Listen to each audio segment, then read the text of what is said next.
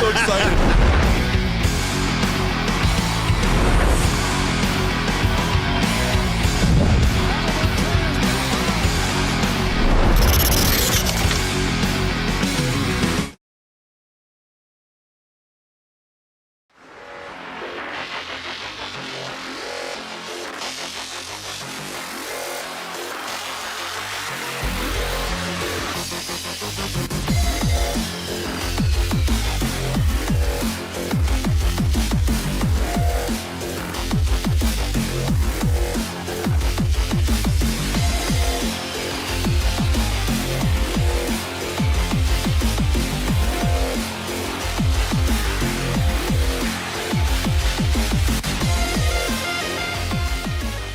It's time for Two Guys and a Goalie with Dustin Nielson, Matt Kassian, and the goalie, Joaquin Gage. Well, I wonder if the first team to 2 will win it tonight as the Oilers visit the Rangers. The Rangers have already played 4 games. Here's how it's gone. First game of the season, they lost 3-0. Second game of the season, they won 4-0. Third game of the season, they won 6-1. And then their fourth game of the season, a couple days ago, they lost 1-0. So, well, they didn't even, the winning team didn't even need to get to 2, I guess, in some of those shutouts. But an interesting start to the season for the Rangers. The Oilers have liked playing at Madison Square Garden. They have won 5 of their last 6 road games against the Rangers, including March 16th of this year. They won it 3-1. Stuart Skinner was the goaltender, made 22 saves. Ryan Nugent-Hopkins had 3 assists in that game as the Oilers will look for their second consecutive victory after beating the Vancouver Canucks in a 3-1 blowout, if you can call it that, on Saturday night. How you doing, everybody? Hope you had a great Thanksgiving long weekend. I am Reed Wilkins in for Dustin Nielson. Joaquin Gage with me here in the studio at Edmonton Sports Talk Global HQ, and of course, Matt Kassian joining us remotely. Matt, how are you doing? I'm good. I'm almost recovered from Tommy getting me sick, so I'm getting there. Oh, Tommy got you sick. Yeah. Tommy got me sick. Through the microphone. I didn't see him in person, but he was like, "Yeah, my throat's tickly," and I'm like, "Oh, my throat's a little tickly too, I guess." And then I got sick promptly after the Calgary home opener. So there's that. But I'm just about good. Been watching lots of hockey, which is nice.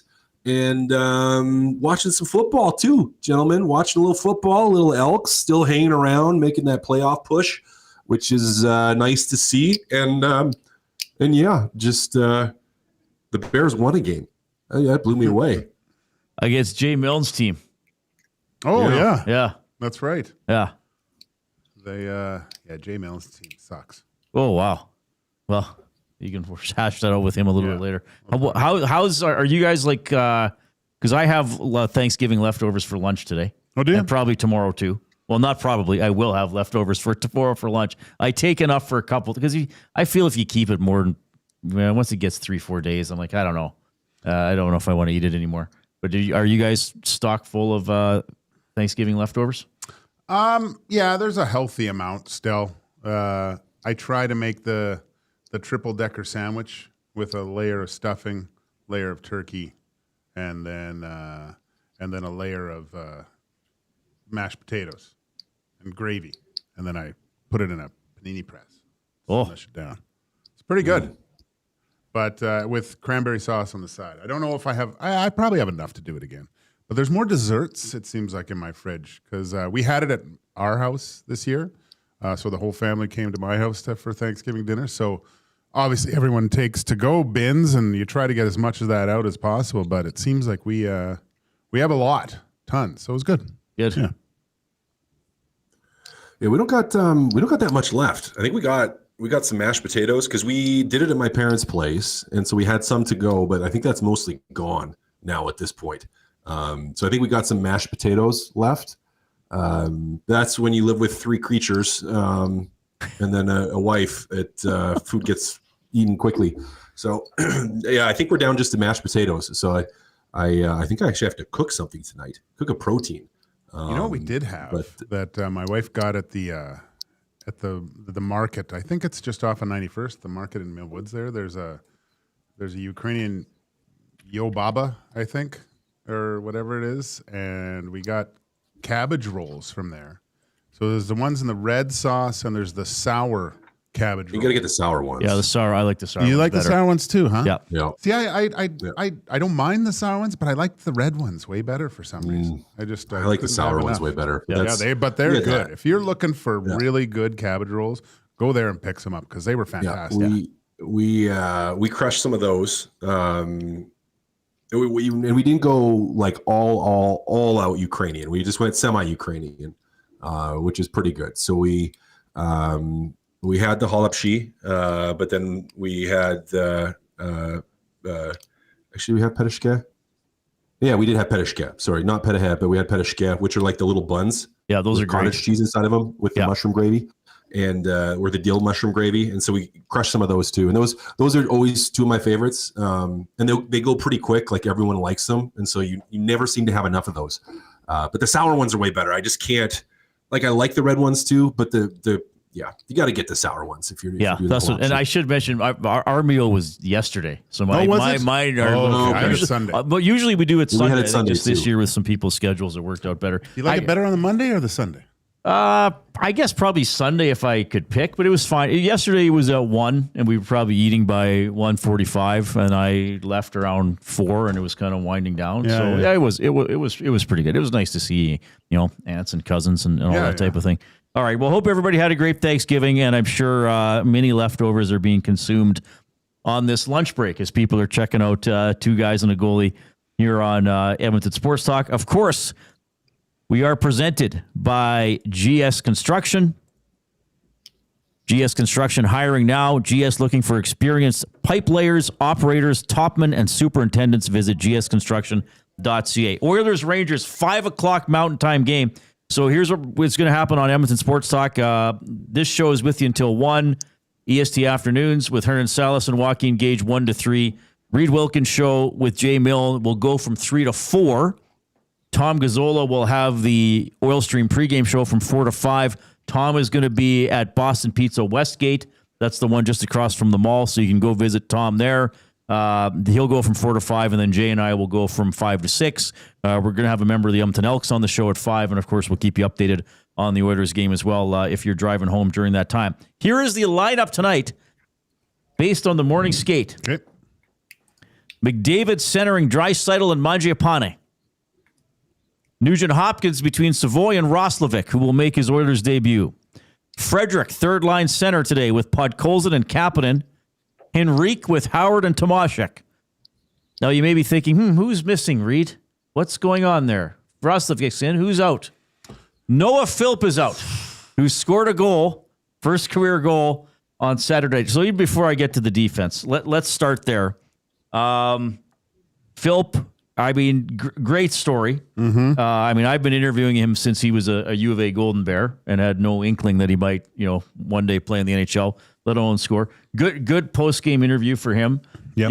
He was asked about scoring in the NHL, if he ever thought it would happen. He said, well, I never put a ceiling on myself, so who knows what could have happened. I didn't like that question. Anyways. Well, it wasn't mine. Thank you. I know. I asked who was in the crowd or who was watching the game. That he said his wife was there, and his parents are visiting Luke, his older brother, who was also a Bear in Sweden, and it was about 4 a.m. So he wasn't sure if they had seen the goal yet or knew about it or anything like that. So great story. He scores, and he had a really good night in the faceoff circle as well, which is something he's been challenged to be good at. And he's coming out. Now, Chris Knobloch was asked about it after the morning skate and said, well, it's tough to take him out, but we got to get Roslovic in.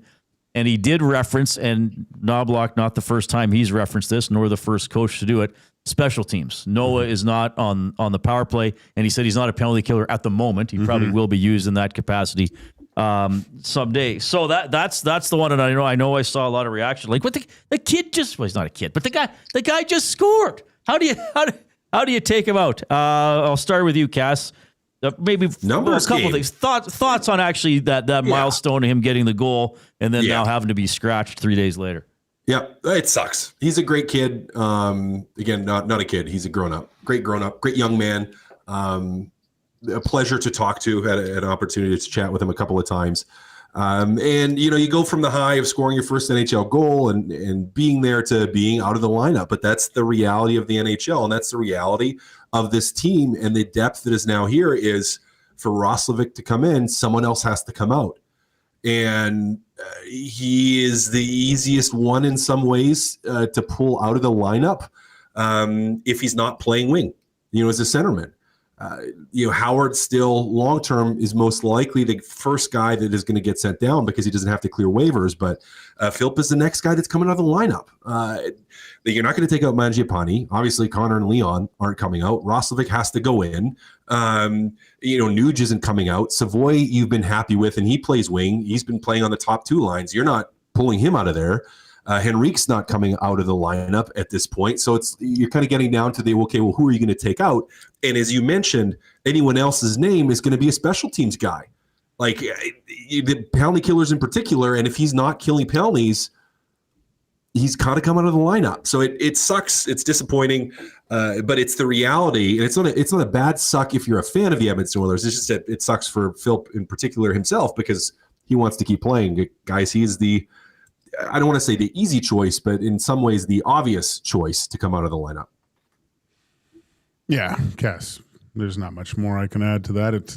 It sucks, right? You think you've done enough to stay in the lineup, and you don't see your jersey or your name's not on the board when you walk into Madison Square Garden. Or they probably tell you before. Maybe. I don't know. But going back to the game against the Canucks, there's two things from that game that kind of rattled around in my brain a little bit. One, this might sound weird, but the Edmonton Oilers should thank Thatcher Demko for playing so well, first of all. And my reason for that is they were playing really well.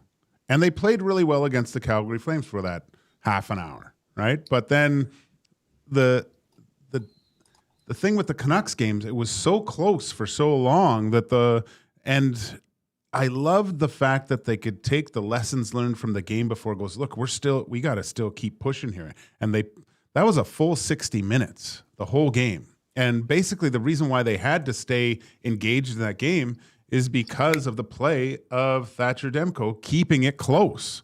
And it was a real enjoyable game to watch. And for the first time in a long time, I really liked the fact that Connor and Leon were on. And I asked before a post-game show with you, Cass, I sent a message to Tommy about ice time because I wasn't really sure. But I just wondered how everyone else's ice time kind of looked because of the play with Connor and Leon on the penalty kill. But again, another game where the lines, for the most part, stayed intact for the whole 60 minutes too, right? There was chance to let guys get used to and playing amongst each other, and you got it from Philp at the end of the game. He goes, "Look, I liked playing with these guys. I think we're building on something. I want to keep this moving forward." So, and it really seemed to me, other than obviously the usual suspects like you just mentioned, Reed, that probably aren't coming out of the lineup. The other guys played to me as players knowing that someone is sitting there in the press box or back in the dressing room riding the bike, ready to take my spot. Like there was a lot of desire the whole game of guys playing the right way. So maybe these extra bodies around is one of the best things to happen for the Edmonton Oilers for a long period of time because, man, I haven't seen that type of effort on both sides of the puck throughout the whole lineup in a long while. Well, the guys, it's interesting you mentioned that. I mean, they all knew Roslovic is there. Janmark, some injury updates here. Janmark, they're hoping to have in the lineup by the weekend. Wallman, they're hoping to have in on Thursday. Regula, they're hoping to have back during the road trip after he got banged by Evander Kane a couple times in that game on Saturday. So, yeah, the guy, I mean, it was the forwards who aren't playing all have NHL experience. Yeah. Lazar and Janmark. Janmark was obviously a regular last season. Like, I was wondering if Howard might come out, and I still wonder if he might wind up Because if they get totally healthy, and I know teams are rarely totally healthy, but these are short-term injuries for Wallman. Like if they got to activate all these guys, then I wonder who the odd man out is. Like if Howard does wind up going down, just so he can go down. Because he only played. Now, I will say this. Leon on Saturday got up to 24-11. Connor played 24-29. But everybody was still over 10 minutes of ice time. Yeah. So, Philp was 10:48. Howard was 10:17. So that's why I wondered if he might be the guy coming out today. But now I'm wondering, okay, are they thinking he's going down tomorrow or Friday? So let's keep playing him in the NHL. Don't scratch him. And then he goes right down to Bakersfield. And then down there, he's probably a 22-minute guy. I think it helps he's a winger too, right? Like with Frederick being a centerman too. It's just hard. It's easier to get Philp out of there because he plays center too, right? Not that he couldn't play wing. Having two centermen on a line that can take draws is always beneficial. I think you nailed it, Reed, with get Howard in one more game, and then we have to send him down when we activate. Because when they activate, they got to send someone down. Yep. And so it's going to be, in my opinion, Howard, not as a reflection of how he's played, he just doesn't have to clear waivers. So if you're wanting to activate, he's probably going down, and you're thinking, well, get him in one more game here because you want him playing. And if Philp has to sit one, he has to sit one. He might be sitting more here too. But it's such a weird thing to have this much NHL experience and to have guys sitting on the lineup. It's not a bad thing. It's just a different thing, something we're not used to here in Edmonton. Defensively, Ekholm with Bouchard, Nurse with Stetcher. So Stetcher comes in, Kulak with Emerson, Wallman with the team, but he's still out, like we said. Stuart Skinner will be the goaltender. Calvin Pickard will be the backup goaltender. I heard the boys this morning debating the starting goaltender, and I'm thinking, there was no doubt this was going to be Stuart Skinner. Knobloch's talked about having a schedule. He didn't talk about how far ahead they went, but they'll usually kind of map out. Okay. Probably 3 to 4 weeks just from past coaches I've heard talk, but then you can always adjust. Yeah. So I think they kind of knew, Eddie, and he said going into the Vancouver game that was going to be Pickard's game because they didn't want to have a big break. We know they're going to split this weekend with the back-to-back. It's to me the bigger question is who's going to be in on Thursday. Are they going to, will the first 6 games be Skinner, Pickard, Skinner, Pickard, Skinner, Pickard, or is it going to be Skinner, Pickard, Skinner, Skinner, Pickard, Skinner? I'm going through to Sunday already. And I'm wondering too, remember last year Pickard had that good performance on the road against the Islanders and he got the assist on the game-winning goal in overtime. He intercepted that pass and gave it to McDavid. But I never really had a doubt that Skinner was going to play tonight because I think they're scheduling these out. Of course, Skinner had the gaffe against Calgary, but I also don't think the coaching staff says, okay, we got to punish him for 3 weeks and cut him back. And it was really interesting, guys. And I want to know what you guys, I'm kind of bringing up a lot of different things here, but I'll throw one more thing at you. Then I'll try to be quiet for a while. I didn't see it. I didn't see it live, but I saw it on YouTube, part of the Stan Bowman on After Hours with Louis DeBrusque and Scott Oak. And, he was asked about the goaltending and Bowman said, well, look, Skinner made a bad mistake, basically. Calvin had one in the preseason, but because it's preseason, it doesn't get scrutinized as much. And he also said the Calgary Flames never shot the puck past Stuart Skinner because the one banked in off Philp, the Connor Zary goal was batted out of the air. I still think it was probably a high stick. And then I guess Skinner kind of got it shot past him by Coleman, but it was because he was goofing around with it. So Bowman was kind of he's scrutinized, but did he really have a bad game stopping the puck against the Calgary Flames? So I thought that was an interesting way to look at it. Certainly the GM publicly defending his goaltender, but he also made a defensible argument in terms of how he positioned it. Anyway. I mean, it's kind of true. It was poked past him, I guess. Yeah, it was. I don't know. 2 seasons in a row, past 2 seasons, Oilers have had a poor start, right? If I'm coach, I'd probably go back to Pickard. Just because of the past performance of the team. You win, you're in right now. I think a good start for the Edmonton Oilers is really important, especially when you look at going out on the road like this. You don't want to come back on a, limping at all. You want to have a good, successful road trip. And I understand it. He wants both his guys to get in there. But it just seemed to work out perfectly that Calvin Pickard got that game, and that was in the cards already. I don't know. That could be just a coach saying that. Yeah, when Tommy but that was my view. Everyone else thought I was crazy, so whatever. Yeah, I mean, I was surprised that Pickard went in. I didn't think it was that long in between games, and I'm like, oh, maybe they're just saying it was scheduled just to soften it publicly. But when we talked about it on the pregame show the other day, before the game against the Canucks, what the discussion ended up being was the proof will be in the game today against the New York Rangers is who starts, right? Like if it was a scheduled start, then Skinner's probably starting this one. If it's not a scheduled start for Pickard, then Pickard's probably starting this one because you're going with the win and you're in type of mentality, like, or the play well and you're in. And I totally here's the thing with what you said on Bowman's comments, Reed, is they're very similar to comments that I've made about that. And I get called all kinds of horrible things by people in the nasty chat when I say things like that.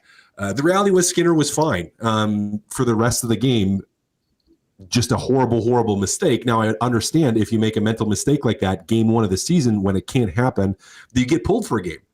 Just to say, hey, it can't happen in those big moments. I totally understand that, which is where it would have been justifiable to switch to Pickard for game two. But it does seem, with them going back to Skinner for the game tonight, that it wasn't on a schedule and it wasn't deviating from that. That's how it's coming across to me anyways. So maybe they're actually telling the truth, which sometimes happens and sometimes does not happen when they're talking about these things publicly. Yeah. Well, and you're right. A coach could always say after the fact or during an interview, "Oh no, that's the schedule. Oh no, I didn't even have to make a decision. I made this decision October 2nd. What are you talking about?" But to me, I wasn't really surprised to see Skinner net. And again, he did have a tidy night, 22 saves on 23 shots last year at Madison Square Garden. Games at 5:00. Again, we're going to have the Oil Stream GCL Diesel pregame show at 4 with Tom Gazzola and a host of others, including Matt Kassian, and then they're on after the game as well for the Oil Stream postgame show. Certainly, and look, do I have to give my whole spiel about line combinations again? They're interesting to a degree. They're also sometimes the only real thing we have to talk about before a game. But I do think with this team and how they came out before the season, before the preseason even, and said it's Connor and Leon together, and Frederick's going to get a chance there, that Frederick is off the line on the third game. And, of course, the Philp thing is going to be a discussion point as well. Mark texting in, by the way, you can text 780-218-9999. You can post in the Nasty Chat on YouTube. Give the show a thumbs up if you're watching there as well. Mark says, this is some big brain thinking if Philp is actually not sick or injured. He's been better than Henrique, faster and bigger. He leads the team in faceoff percentage and coming off his best game as an Oiler. So that we didn't even mention Henrique. That's another thought that, Henrique obviously has not been as dynamic as he was earlier in his career, or even as he was when the Oilers acquired him and he helped them get to Game 7 of the Cup final. I just don't know if they're at the point yet where they want to, and I know people are going to get mad because I know it's a meritocracy, but part of the, age and experience is part of a meritocracy. Mm-hmm. I don't know if they're at the point yet where they want to sit down Adam Henrique. And I don't know if they want to do that at Madison Square Garden either. No, there's part of that. But even on top of that, how much money does he make? Henrique is what, at $3 million? 3.5 or something like that? Right. And so there's a dollarocracy as well in the game of hockey in terms of the lineup decisions that are made. There just is. So they like it, hate it, whatever. Contracts factor into it. You don't want 15 million sitting in the press box. Right, exactly. Right. And on top of that, if we're thinking, okay, well, hey, maybe we got to clear waivers with somebody at some point. The less that Phil plays, the more likely it is that he clears waivers if he's playing well. Do you think someone picks him up, Cass, if he did go through waivers? Probably not. Probably not. There's a chance. He's played pretty well. I know. He's played pretty well, so there is a chance that St. happens. Louis will probably grab him. Yeah, maybe. Yeah, Henrique's $3 million even. So yeah. I could see that happening at some point. I don't know if they want to do that now. Like, I understand. I guess I'll say this to everybody. I understand the criticism of Henrique. I mean, I jokingly called him Adam Antique last year when things weren't going well for the team. A little bit mean of me, but I was trying to be. I like when you're mean, goofy. though, right? But I also, again, like, what does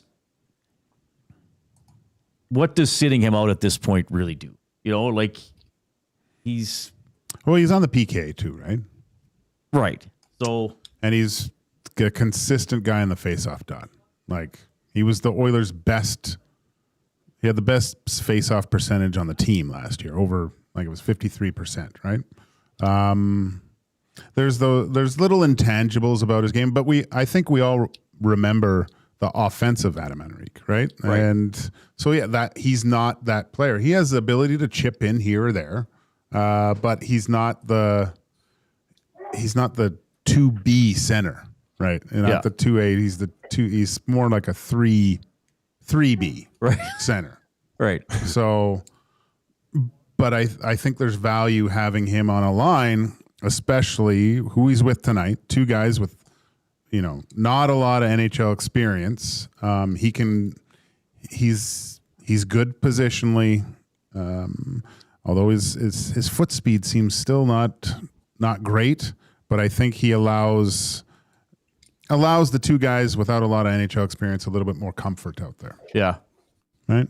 Yeah. Yeah. And again, like, for me, the consideration for me would have been Howard. I wouldn't have considered taking Henrique out. I'm not trying to say he's playing great, but maybe they're also, like, a lot of this early season stuff for the Oilers is they do have a lot of veteran players. Then they have, three guys with basically no NHL experience up front.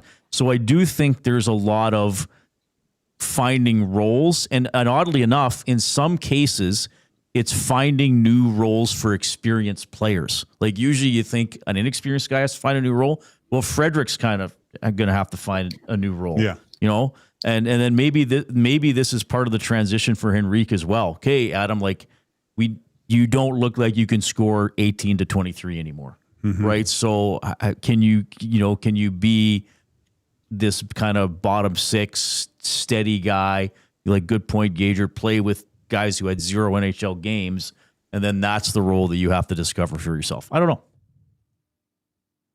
I don't think he was bad last game. No. I thought he was quite good, actually. Like,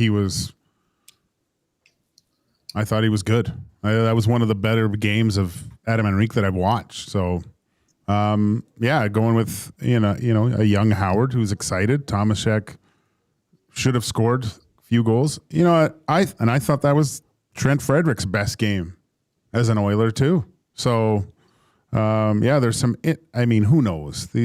Although the lines stayed quite similar throughout the game, their last game, there could be adjustments. What do you guys think? And sorry, Gager, but it just popped into my head as you're saying, like, the adjustments. What do you guys think they do if Roslovic isn't up to speed game one here? Like, what's the shift in game even? Well, I think you probably see Tomasik on that line, and Roslovic goes back down with Henrique and Howard, right? I think that other – I look at this as two third lines, right? There's not really a fourth line. That Frederick, Kapanen, Podkolzin line, that's very interesting because those are three guys that aren't afraid to kind of be a little bit more physical, right? As long as Kapanen plays within his means. Sometimes he gets a little bit, he's got the blinders on a little bit too much and tries to beat guys one-on-one instead of, maybe a little chip pass and things like that. But yeah, I like the size and speed of that line for sure. Are the Oilers, because, good comments coming in, as we always get. Rob from LA says, saying old guys need to stay in the lineup for PK when the PK isn't good. is a poor argument. And I get that. So Roslovic brings us speed, so he comes in. But Philp, who can skate not bad and better than Henrique, comes out. But the PK, has they given up a power play goal against this? Oh, Calgary got one. But it was the high stick one. I'm just looking at where it's at right now. And again, I said this, I think, last week. Just with percentages on specialty teams, I like to look at them in like 10-game segments, right? Right now, like 1 or 2 power play goals. I think they're 4 for 5, though. I'm just looking in the game notes. They are PK. They're 5 for 6. Okay. So 83.3%, which if they did that for the whole year would be an improvement massive on last year. So yeah. I mean, their power play is only 22%. So actually they're got to pick it up. Yeah. Well, they could have had a couple of Demko pulled a couple out of the net on Saturday night, which was pretty good. Yeah, 5:00 game, start of a 5-game road trip for your Edmonton Oilers. So I'll just run through the lineup again for people just joining us. McDavid with Draisaitl and Mangiapane, Nuge with Savoy and Roslovic, who makes his debut. Frederick to center with Podkolzin and Kapanen. Henrique with Howard and Tomasik. Ek with Bush, Nurse with Stetcher. So Regula is out, hopefully to return at some point on this road trip. Kulak with Emberson.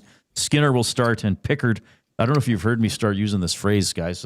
Pickard will be the support goaltender. Just so, I don't want to hurt anybody's feeling by calling them a backup. Is that what I'm called around here? The support goaltender? You're the support goaltender, yeah. Backup's too demeaning. Yeah, it is. I got to soften the language. He's the support goaltender. We're so soft these days. Yeah. I'll get you your orange slices supporting later. a net tonight. Oh, Gager. Supporting. Yeah. I supported. You know what? Maybe I would have liked that. Instead of being the healthy scratch, I can be the player supporting from the press box. Yeah. Yeah, the observing player. That's what they should call it. The observing player. Yeah. Observing emotional support playing in the press box tonight. Yeah, you could get like one of those tarps, like not the tarps, but like the dogs wear the covering. Yeah. Like the Blue Jays, you wear that jacket when you win a home run. Yeah. You hit a home run. In the NHL, you could get like a jacket for being the observational energy player or whatever you just said, Gager. Observational energy and support player. Yes. That's what it would be for sure.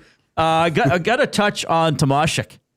Like I got to admit, I don't know if I was as dismissive as Tom, but there was a part of me where it's like, okay, I've seen Leonard Petrell and Jesse Joensuu, and even to some extent Pakarinen and Hartikainen, though they both played in the NHL. Like I've seen this movie before. Mm-hmm. Oh, don't worry. Oh no, but don't worry. He plays a North American game, and then they get over here, and it's like, well, not enough. But I gotta hand it to Tomasik. Good preseason. You see some things, and you talk about playing on the inside all the time. Every coach, every manager is going to talk about it. I've liked his presence. Both on the power play and even 5-on-5. He gets to the front of the net. He's not scared to go there or not reluctant to go there, and then he occupies that space. Like he is hard to get out of there once he's at the top of the blue paint. He's quite the presence out there. Look, he should have a couple goals by now. It's only a matter of time. He's made some nice plays. There's a physicality to his game that you always, you're not completely sure of. But no, I so far it looks like he's been a really good fit. Kudos to the Oilers scouting staff for finding something like this. Yeah. It's early, though. It is early. It's still early. But he was good in preseason. I think watching him play the first couple of times, because you never know, and you could watch some clips and videos of goals and stuff prior to, but actually getting to watch him play in preseason, and that's where I had pegged him as potentially being on the top line at the start of the season, much to the chagrin of some other people, like Reed Wilkins, in that I was like, yeah, he's going to play in the top line potentially at the start of the season. And he's not, obviously, and he's got a spot on that 3B, we'll call it, or fourth line, third line, fourth line in that range, but getting power play minutes. And that does show that there's just some trust in him and his abilities as well. And I have appreciated that he's been around the net, as you guys already pointed out. Like that to me does show a willingness from a North American game standpoint, where it's like he's a big body, he should be going to those areas, and he is. He is. Now there's still some growth there potentially to happen with him, but he's been solid, guys. He's been rock solid, has generated a bunch of chances, probably should have a goal or two. A nice little awareness play to Draisaitl for Draisaitl's 400. So like he's been good. He's been good. It hasn't been like a revelation. You know, it's not like he's rewriting everything we expected from this team, but as a solid piece that can give you some flexibility and options. Like he's been rock solid, guys. I've been very, very impressed with his play. I've noticed, especially on the power play, just getting that stick in the crease and just giving them a target. I mean, they've tried to bank a couple in off his stick, basically. And then I hope that I think it was in the first period, the power play chance where he got a centering pass, I believe, from Draisaitl that came diagonally through the slot, and he stopped it, took a quick second, and then shot, and then Demko eats it up. That I hope right in his, because he kind of looked skyward, and I hope that in that moment he was like, gotta one-time it. You know, like NHL goalies, you can't allow them to get any extra time getting over, especially goalies with such proficient lateral movement as Thatcher Demko. And you're facing another guy that is basically has one of the fastest belly buttons in the world. Right. It seems like, you know, there's an open net, then you look and you hit him in the crest, right? Gager knows his belly buttons. Gager knows his. Is that how you were taught belly button position? Belly button to puck, Reed. That's what I was told. That was really a thing? That's what is it still a thing? That's what I tell young goalies if I work with them. Belly button to puck. Oh, that's an interesting way to think of it. I never played goal at any level. So, well, I've said this before. Like, everyone thinks, oh, did you see that windmill glove save? He must be so happy about that, or that pad stack. No, most goalies, I guarantee, when you get a puck in the belly button or in the crest that you just get, you're like, that's a great save because I was in the perfect position. He had nothing else to shoot at, and it was an easy save. I did everything right there.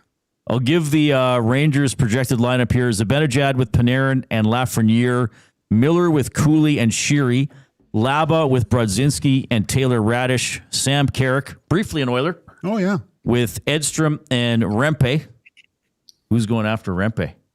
I think Mangiapane. I was going to say, don't worry. I was going to say Nuge. I hope. Nuge might actually. Nuge got mad enough. Yeah, Rempe is going to, I think he's, what is it? Is it celiac where you can't have, or what's it? You can't have bread. Celiac. Celiac. Yeah. Yeah, he's celiac. Yeah. You can't handle the bread man. Too many carbs. Gavrikov, who was a king with Adam Fox, so that'll be a good pairing. Robertson with Borgen. I hope I'm saying this one right. Vakanainen, I think I got that one, with Braden Schneider, and Shesterkin, the goaltender. Trocheck is injured. Carson Soucy, the Alberta guy. I interviewed his dad a couple of years ago. Really? Yeah. They're out for the New York Rangers, who again are 2-2 and have played 2 home games and have not scored. They have lost 3-0 and 1-0 at home. So if you believe in the law of averages, but and Adam Fox is leading the team in goals right now with 3. He has. You should point out. Well, they got 6 that one game, right? So. Yeah. We should also point out, I know you just pointed out the Soucy's an Alberta boy, Matthew Robertson, also an Alberta boy, ex-Oil King in there, Sherwood Park.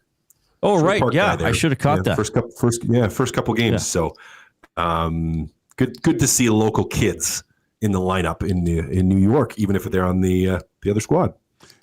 Does Sherwood Park is the greatest hamlet on the face of the earth for providing NHL talent? It might be the largest hamlet on earth. Here's I got a bone to pick with them though. Is like they disowned me somewhere along the way. I don't know how that happened. Oh yeah, absolutely they did. It's funny. Like there's nothing. You know how like you walk into like KC Twin Arenas in Edmonton and it's like I'm seeing Sean Bell's face everywhere. Like everywhere.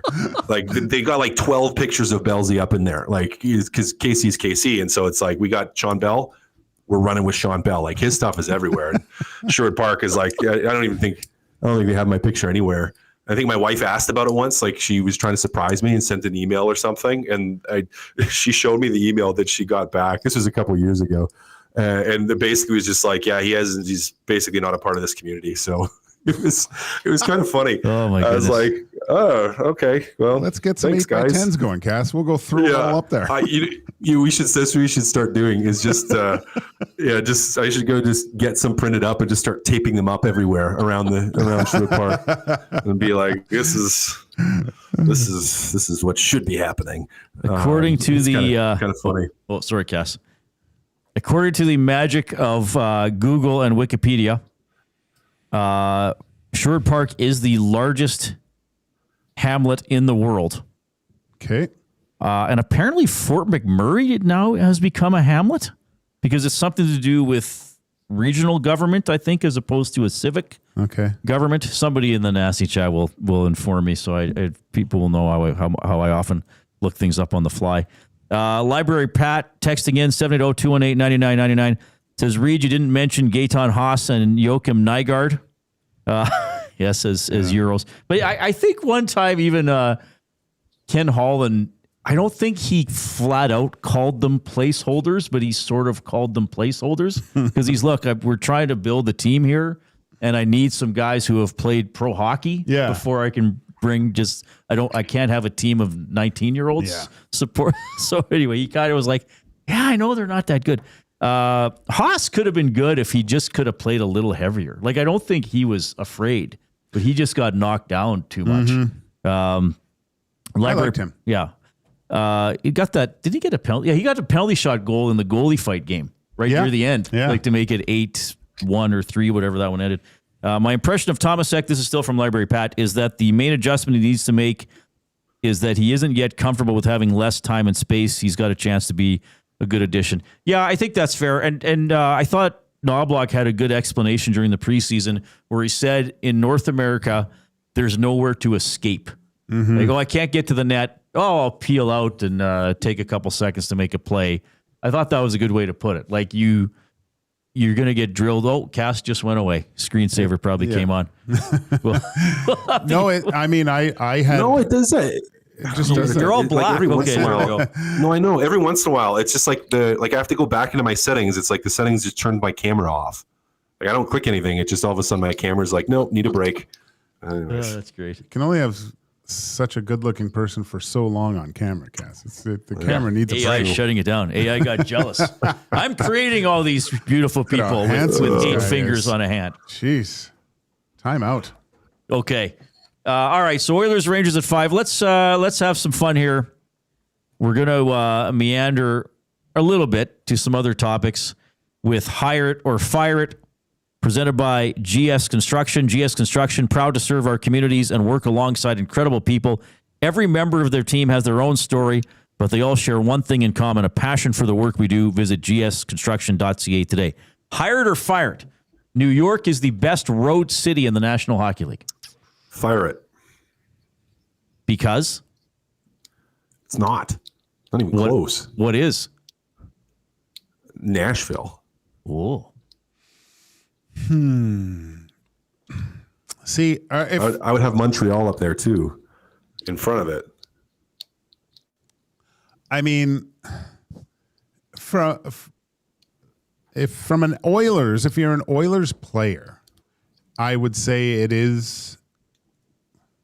it's the best because you're not there many times. You're only there once, right? But that's your hub. You're right in Manhattan. Usually is where they stay, right? So you can go to a show maybe on a day off or see some sights. There's a lot of stuff, cool things in New York. I know what you're saying too. Nashville's great too, Cass. That's a good one. But they go to Nashville a couple more times. I just think because it's not as available, I'm going to say, yeah, New York's the best place. Just go smell sewage all day. Jeez. Love Go walk around and smell sewage. Well, Love that smell. that's Not in the winter. That's because you were in the sewage district, Cass. You got to go to the theater district or something like that. Right. I've been to New York a couple times. I quite loved it. I've been to Montreal. It's great. I've not been to Nashville. I feel as if just from talking to people and obviously usually on their broadcasters, Chicago is popular. Nashville definitely maybe is the number one night right now. New York and Montreal still get mentioned quite a bit.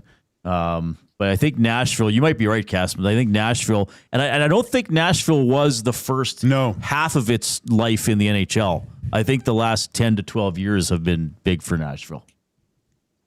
Huge.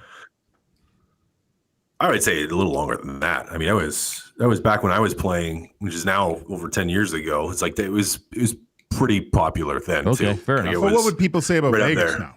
Too, right? Like Vegas would be up there too for most guys. Yeah. I mean, if you're going like, okay, alternate activities, I can go watch a show. If I wanted to watch a show, I could go do this, go do that. You have options like that's where Nashville, to me, it's just like, you stay right beside the rink. You're right off Broadway. So you have all kinds of, like, you go for lunch, you listen to live music. You if you are there for an extra couple of days, you could go out in the town a little bit. Like, there's good food, there's good music, there's good. You can go to the Country Music Hall of Fame if you want to go wheel around in there and see some stuff. Like, if it was whatever on an off day, there's other professional sports. Like, you could go watch the Titans play. You could, like, it's just, there's kind of everything you want there in a road city for me. So I don't know. It's a blast. It's a great place. yeah, I mean, if your other passion is music, I mean, there's great places in New York too. But Nashville, you can walk. There's so many different spots on Broadway where you can walk in, and it's not all country. Like, you could hear R&B and stuff. It's amazing, the musical talent in all those places. You know what, Reed? I think I had texted you earlier, and I was like, I don't have any New York stories. And it's like, actually, I do. I forgot. I have one New York story. No, it's not a crazy story. I've still been trying to figure out where this place is. So, and it actually was when I was in the minors. And so we weren't even, I think we're playing in Bridgeport. And so we weren't even in New York. Like, I wasn't playing in the NHL yet to play the Rangers. So we were in the minors. But we hopped the train, like, we had a day off on the road. And so we hopped the train in. I think it was Bridgeport. I'm assuming it was. And we're, like, running around New York for a day and at night until we, trained back. But one of the guys took us to this pub. I don't remember what it's called, but apparently it's a pub that, like, Abraham Lincoln had drank at. Oh, and it's really? Like, and all they had in the menu is like this was like, it was in a basement of some random building. It had sawdust all over the floor, like traditional, like these sprinkle sawdust all over the floor. And all they had in their menu, they had light beer and dark beer. And I guess it was their own brew. Own beer they brewed. It was like light beer, dark beer. And then they had trays of onions, pickles, and cheese. Like, that's what you got at this place. And I remember the beer actually being pretty good, like, and just kind of being enthralled, like, just the whole idea of this thing. It's like this dingy little basement. And again, like, he was convinced. He was like, yeah, this is Abraham Lincoln drank here. Abraham Lincoln drank here. But I've never, ever been able to actually look it up and figure out where this place was exactly. Because I was just following, I was going along with it. And I had no idea where we were. And if it's real and if he actually was there, like, if that's actually a thing. Or if that's just, we just got hosed into something in some creepy little place in the basement. Was it McSorley's Ale House? Because I went there, but it wasn't in the basement. Yeah. It was like in a basement. It was for sure in a basement. It was light beer, dark beer, like onions, cheese, and pickles. That's great. And that's it. That's great. All right. Well, it's all around food by my experiences in New York. That's it. I think I've told this story before, but it was my second tour with Edmonton, and Tommy Salo and I were good friends, and he goes, hey, I'll take you to one of my favorite restaurants, and it's called Aquavit, which is Marcus Samuelsson. If anyone watches the Food Channel, he's like on Iron Chef. He's like a Michelin star chef, right. And this is his restaurant. And I was like, we got there, I go, isn't this Marcus Samuelsson's restaurant? And he goes, yeah, you know him? And I'm like, of course I don't know him. And then we sit down, and we don't even get menus, and then all of a sudden, out from the back, and it's all Swedes in there. It was all I could hear was Swedes talking, because Marcus Samuelsson is actually Ethiopian, but he was adopted by Swedish parents, and and he became a super chef. So he's got, and we didn't get a menu or anything, but we had like an 8-course meal prepared by Marcus Samuelsson for us. It was unbelievable. That is a great story. And was it tucked away somewhere, or was it? No, it was. I couldn't tell you where it is. Okay. But it was in a nice part of New York. Yeah. Yeah. Yeah, that's a great story. All right. Hire it or fire it. There will be a Major League Baseball game in Toronto again this season. I'm going to say hire it. I'll have to say hire it. I hope there is. Things change quickly in baseball. You got to figure the Jays will rebound here, but man, the Mariners look quite efficient. Well, Jays, you know what? I'm still choked. You had a chance in game one. You shouldn't have ran an inning too long or half an inning too long, and you shouldn't have gone lefty on righty. It's just foolish. I really want to hire it. I was so crushed yesterday. I was even more crushed game one because I thought they should have won that game. I kind of got to fire it, guys. I think all the Mo. I think the Mo is real right now in Seattle. I think they're rolling, and I don't know from a confidence standpoint, unless something changes quickly, it doesn't feel like the Bats have the confidence like they did against New York, where it was just no matter what, we're gonna hit you. We're gonna find a way to get on ball and to keep it in play or put it out of play. But so I don't know. I don't think they do. I got to fire it, which makes me sad. I'm gonna hire it. I think they'll bring it back to Toronto, though. I think winning 4-5 is good. I do think the Jays bats are too good to be silenced 4 games in a row. If the Mariners can do it, credit to them. Or even 4-5. And I do think you're right about momentum, but I do think now some of the expectation and pressure shifts to the Mariners. Now it's you're going to finish it at home, right? Now you guys are going to finish it. You won that 15-inning game or whatever. Everything's going your way now. Things can shift fast in baseball. So I think the Jays can win 2 out of 3 in Seattle and get it back to Toronto. But I'm not gonna predict a series victory.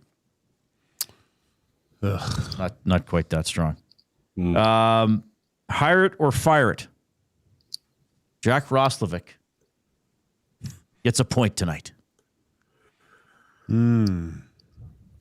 Hire it. He assists on Matt Savoy's sniping a goal. Oh, storybook. There we go. Ooh. Storybook. Oh, I'll echo that statement, Cass. Maybe a little good mojo on that. That'd be great. Sure. I'll hire it too. You're hiring Roslovic getting a point. Yes. Okay, I'll fire it just to be different. Okay, good. That's what Cass. I was going to say he gets his name on the score sheet, but then I was like, well, he could get a penalty. Yeah. He shoots the puck over the glass just to get his name on the score sheet. Elk's still alive. We'll be talking about that on our show. Did you guys see the catch Wilson made for Winnipeg? The bobble and yeah, amazing. Pretty ridiculous. I thought it's incomplete. I was I'm watching it. I'm clapping. I'm yeah. And then he showed what's going on? Yeah. Great focus. I think there's I was chatting with one of the Elks guys, and they still said I think he dropped it. But he's I think it was close enough that the league was that was amazing. We have to let this stand because it makes such a great highlight. That was his theory anyway. So I'm that makes sense because it was pretty amazing. Yeah, but you could see, and I felt if I realized Tyrell Ford is reacting to the ball, but if he hadn't touched it, it just would have fallen. He just kept it up a little bit longer. But the Elks in that game, I don't know if I have seen that before, and I've been watching football my entire life. I don't know if I had seen the team returning a punt, fumble it, and then still score. Obviously I've seen the team returning a punt, fumble it, and recover it. Yeah. But for them to actually score on the play. That's great. So, little good mojo there. It's still going to be, and we'll break it, and we've been talking about it, but it's going to be tough for them to make the playoffs still, but they are alive still going into Vancouver on Friday night. Okay, Oilers today at 5. Gager and Hernan coming up. EST afternoons at 1. Jay and I are on at 3. Tom, Oil Stream pregame show at 4 with Cass and others. And then Jay and I will take you home from 5 to 6. Cass, great seeing you, buddy. Talk to you soon. See you guys. See you, buddy. Gager, you sit right there. Don't move. Don't move, Gager. I won't. Stay right there. Staying. Jeez, Reed. I'm Reed in for Dusty. Talk to you later.